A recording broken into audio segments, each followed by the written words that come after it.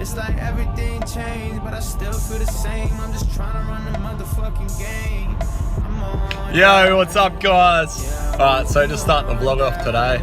Alright, gonna be hitting the gym today. Alright, so I'm gonna be hitting legs. Looking forward to today's leg workout. It's gonna be good. Alright, so starting the day off right. Coffee, almond, cappuccino. So kind of not having as much dairy as I used to, just cutting that shit out. And more so just having, soy or almond milk.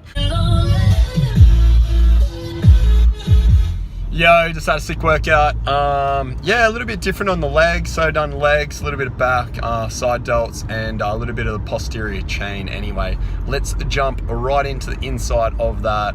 It's gonna be a quick and dirty one.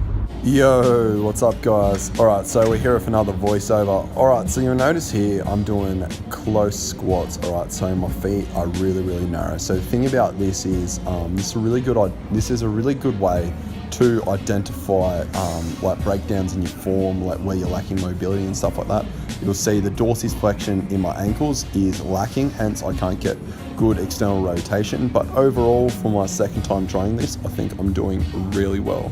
So I'm warming up here. I've got a low bar back squat on the narrow stance. So obviously I trained both. So currently I've been doing 2 to 3 sets on the narrow stance or lighter weight for a warm up. And then when I go heavy, I will use a heavier weight and a wider stance. The good thing about this is it's very quad dominant. So if you are like kind of plateauing in your training program and you do this, you're really struggling, you take it close to failure, you will see a lot of quad hypertrophy as well, specifically in the bicep femoris. So obviously that muscle group there is just going to get absolutely hammered. It's a really, I love the exercise itself.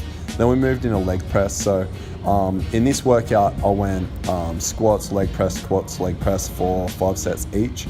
Alright, so it was more of a deload day, just getting it done. Alright, so really just focus on the time and attention on the leg press. So nothing heavy. I think that was probably about 120 kilos, 130 kilos, including the actual machine.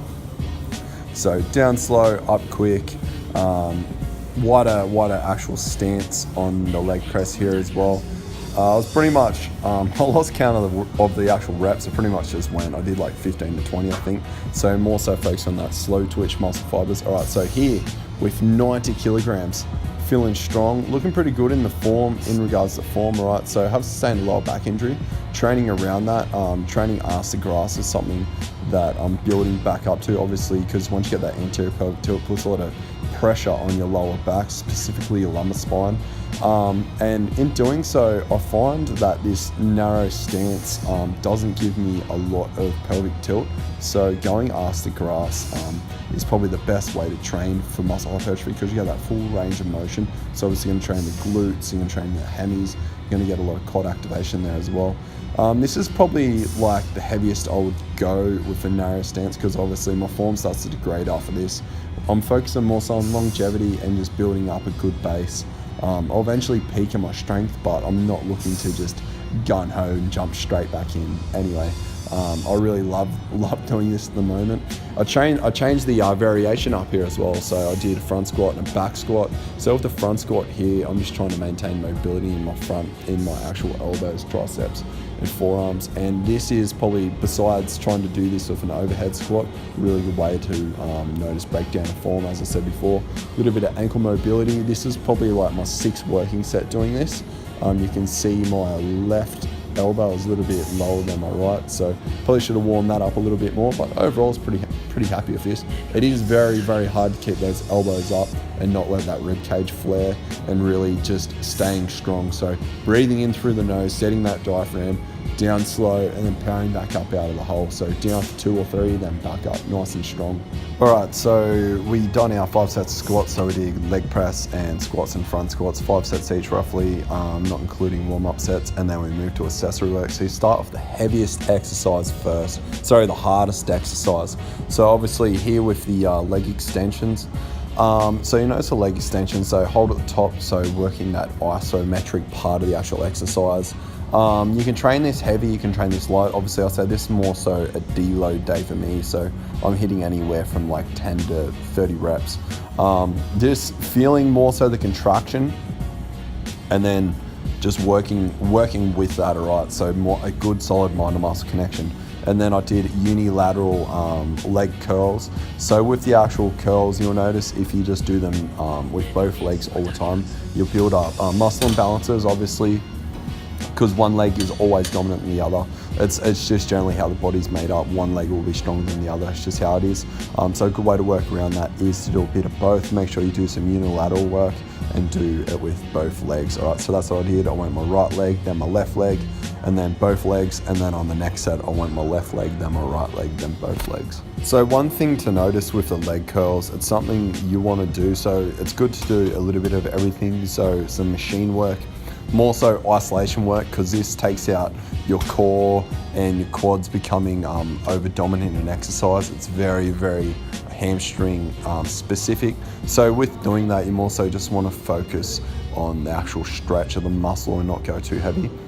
And then we moved here to Egyptian lateral raises. So with the actual Egyptian lateral raises, I started heavy. So I did 10 on each side, and then I went up and I finished the third set on 25.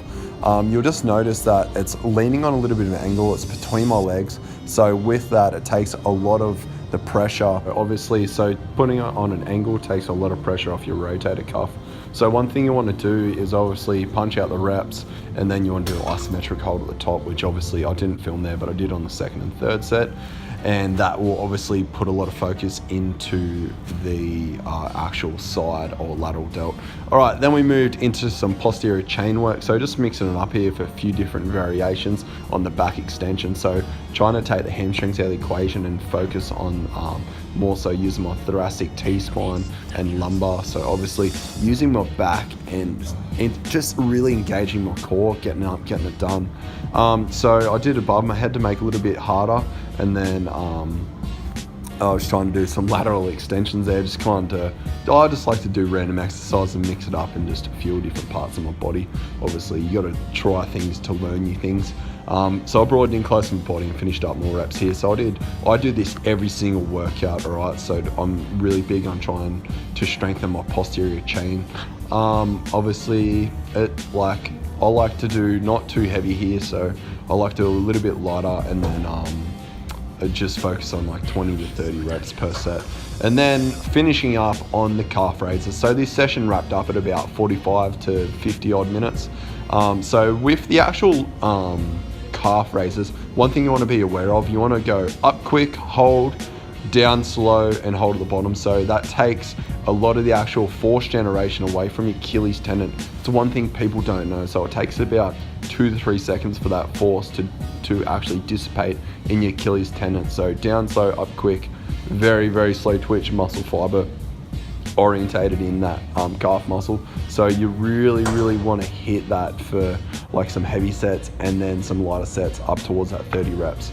And then for anywhere from 4 to 5 working sets. And then finishing up here with the handstand hold, right? So working on my overhead stability. So the one thing about handstands, builds up amazing shoulder strength and core strength and just proprioception. All right, so you're just feeling your body in space, which is really good. I like to mix it up. I like to lift some weights. I like to do some body weight exercises and have a good power to weight ratio. So staying relatively strong at my weight, being able to do some badass body movements. Just one thing to note when you're actually doing handstands and when you go to failure, the rollout. Make sure you got that rollout down pat.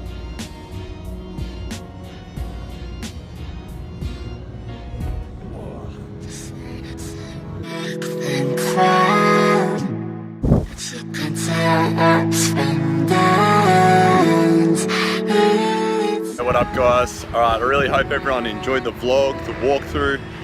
Just enjoying the small things of life at the moment. Just going for a walk, taking my little daughter for a scooter ride. As you can see, it is winter and I'm wearing a singlet, man. It's got to be today, just feel absolutely blessed. Got to catch up some sleep, got to really chill out, got to do some meditation, which is really cool. Yeah, man, just enjoy the simple things, enjoy the process, and just focus on more so the now. When I say the now, just don't worry about what happened yesterday or tomorrow. Just focus on right now. That's the biggest takeaway in life. Anyway, guys, I'm gonna wrap the vlog up here. I will catch you in the next one.